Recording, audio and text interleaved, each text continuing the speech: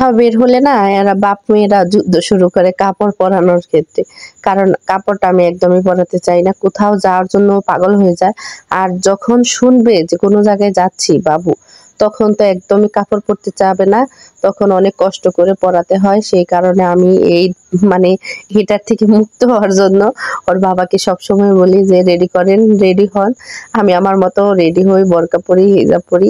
আর ওর বাপ আর মেয়ে মিলে দুজনে রেডি হয়। তো ওই যে একটু লিপস্টিক নিতে চেয়েছিল, তো দিয়েছি। আর এটা কিন্তু ঠান্ডা ঠান্ডা মানে শীতের সময়, শীত চলে যাওয়ার সময় মানে ১ মাস আগে ভিডিওটা। আজকে ভাবলাম যে হঠাৎ করে ছেড়ে দেই, কারণ আমি না মানে রোজার আগেই একটু শহরে গিয়েছিলাম, তখন একটু কেনাকাটা করেছি। আর সেই ভিডিওটা না ছাড়া হয়নি, তাই ভাবলাম যে আজকে ভিডিওটা ছেড়ে দেই। এই যে এখন আমি যাচ্ছি, আর ওর বাবা না সবসময় রাগ করবে। আমি যদি এই রিক্সায় বসে একটু ভিডিও করতে চাই, বলবে যে এখন তুমি ভিডিও করতেছো কেন বাবুকে নিয়ে, মানে এটা তার একদমই অপছন্দ। রিক্সায় বসে কখনো ভিডিও করা যাবে না, কিন্তু আমার তো একটু করতেই হবে, তাই না? আপনারা কি বলেন আপু ভাইয়ারা? আর একটু করবো না তাই কি?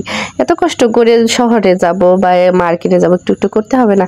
আর আমার না এই যে এই গজ কাপড়টা পছন্দ হয়েছে, মানে এটা 3 পিসেও পাওয়া যায় আবার গজ কাপড় হিসেবে। তো ভাবলাম যে একটা জর্জেট দেখে নেই, এটা জর্জেট। আর এই যে নিচের ওটাও আমার ভালো লেগেছে। আর ভাবতেছি কোনটা নিব, পরে শেষমেশ গোলাপিটাই নেওয়া হয়েছে। তো এই যে এখন আমাদের কেনাকাটা, আর কিছু কেনাকাটা ছিল। বাবুর একটা জামা পছন্দ হয়নি, তো ভাবলাম যে পরে নিব, আর যদি বাড়ি যায় তো তখন কিনে নেব। আর এই ফুলগুলা না আমার খুব ভালো লাগতেছে। আহারে শীতের মধ্যে কত সুন্দর লাগে এই ফুলগুলা। আর এখন এই যে একটু একটু গরম পড়তেছে না, ফুলগুলা মরে যাচ্ছে, যত্ন মানে কম হচ্ছে। আর অনেক ফুল ফুটেছে কিন্তু এই জায়গায়, খুব ভালো লাগতেছিল, ঠান্ডা ঠান্ডা আবহাওয়া। আর বাহিরে ভালোই ঠান্ডা ছিল। বাবুকে এর জন্য সোয়েটার আর মানে পাজামা পরিয়ে নিয়ে আসছে। আর ওর একটু ঠান্ডার সমস্যা, তো সেই কারণে অনেক সাবধানে থাকতে হয়। আর এই যে মাম্মা কিন্তু অনেক এখন হয়ে গেছে, বলতেছে বাবা এদিকে তাকান, বাবা এদিকে তাকান। মাম্মা ভিডিও করছে, সবাইকে হাই দিতে বলতেছে, এর জন্য ওর বাবা হাই দিল, নাহলে কিন্তু হাই দেয় না। উনি একটা সাদা সিধা মানুষ বটে। তো আমি ভাবলাম বলতেছি কি খাবা কি খাবা, এখনই খেয়ে নাও, কারণ আমি ফুচকা আর চটপটি না খুব লাভার।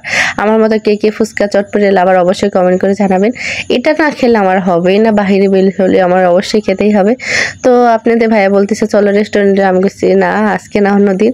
তারপর ভাবলাম যে যাই, যেহেতু বলতেছে, কিন্তু আর যাওয়া মানে গিয়েছিলাম, সেটা দুঃখের বিষয়, সেটা বন্ধ হয়েছিল, তো আর খাওয়া হয়নি। তো এই যে এখানে কিন্তু ফুচকা খাচ্ছিলাম, কিন্তু বাবু আমাকে ধরতেই দিচ্ছিল না, ওর বাবাকেও না, উনি আগে খাবে। তো আমার সহ্য হচ্ছিল না, বললাম যে আমাকে দেন তো, আমি খেয়ে নিই। আপনারা বাপ আর মেয়ে মিলে একটু পরেই করেন। আরেক প্লেট অর্ডার দেওয়া হয়েছে। আর খুব তাড়াহুড়া করতেছিল, ওর বাবা রাত করে না বেশিক্ষণ থাকতে পছন্দ করে না বাবুকে নিয়ে। এটা কার কার হাজবেন্ড অবশ্যই কমেন্ট করে জানান।